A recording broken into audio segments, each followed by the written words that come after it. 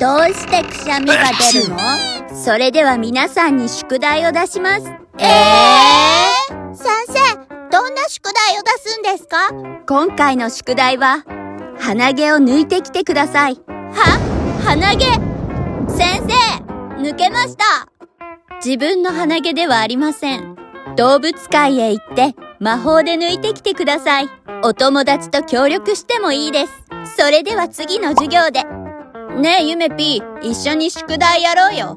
ニアと？いいよ。とりあえず動物界に行ってみよう。この公園で遊んでる誰かの鼻毛をいただこう。ちょうどいい子がいた。みーすけくんの鼻毛にしよう。それじゃあ小さくなる魔法をかけてみーすけくんの鼻の中に入ろう。オッケー。よし、行こう。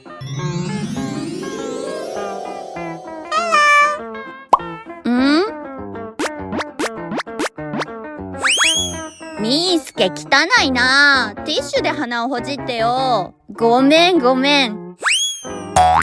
もう一回行ってみよう。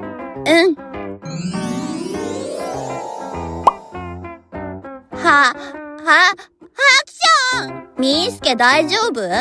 鼻がムズムズするんだよね。なんでかな？なかなか鼻毛までたどり着かない。もっといろんな魔法を使えたらな。ゆめぴーとニア？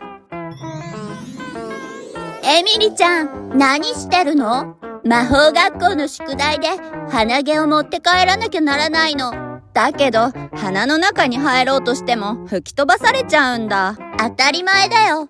鼻は変なものを入れないために守ってるからね。へー。だから、ホコリでも小さい虫でも鼻がやめてって言って吹き飛ばすの。それじゃあ宿題どうすればいいんだ？先生に怒られるかな？鼻毛一本持って帰れないなんて情けない。仕方ないな。少しだけ協力してあげよう。やったー！みーすけくんの鼻のムズムズを止める魔法をかけてみるね。よし、これで鼻の中に入っても吹き飛ばされないはず。ありがとうエミリちゃん。もう一回鼻の中に入ってみよう。ほんとだ。今度は飛ばされない。もっと奥まで行ってみよう。やっほー。もこみちゃん。何をしているかと思ったら、鼻毛を抜きに来たんでしょ？私も昔はその宿題をやったわ。でもそんな簡単にはいかないわよ。エミリの魔法よ。ほどけちゃえ。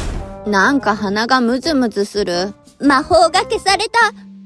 もこみちゃん、魔法を消したでしょ。自分の力で宿題をやれってことよ。バイバイもこもこ。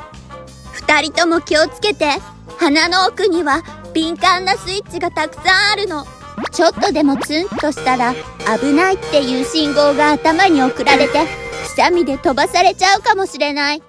飛ばされる前に抜いちゃおう。あの鼻毛ならきっと大丈夫。せーの！ぐぐぐぐぐぐぐ。せーの！ぐぐぐぐ。むむ。鼻から赤信号が来てる。はぁ。アク